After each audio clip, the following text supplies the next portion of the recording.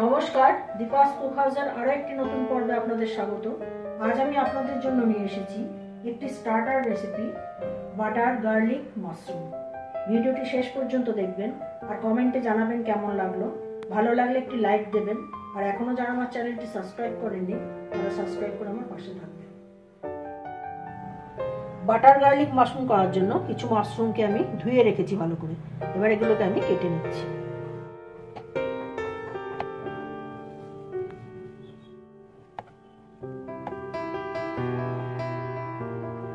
মাশরুমটা খুব সুন্দর করে কেটে রেখেছি। এবার প্যান বসিয়েছি, প্যানে দিচ্ছি অল্প বাটার, এর সাথেই দেবো অল্প সাদা তেল।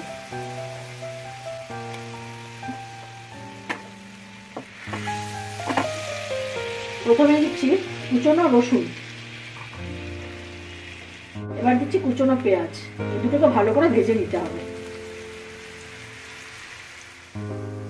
পেঁয়াজ রসুনটা খুব ভালো করে ভাজা হয়ে গেছে, এতে এবার দিয়ে দেবো মাশরুমগুলো। খুব ভালো করে এটাকে নেড়ে ভেজে নিতে হবে।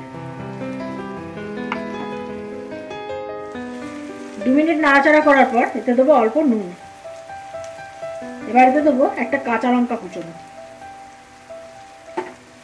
চিলি ফ্লেক্স আর অল্প জোয়ান। জোয়ানের বদলে আপনারা অরিগেনো দিতে পারেন। এবার এতে দেবো 1 চামচ গোলমরিচের গুঁড়ো।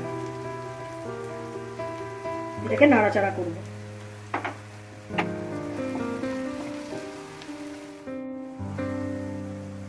এবার এতে দেবো 1 চামচ সয়া সস।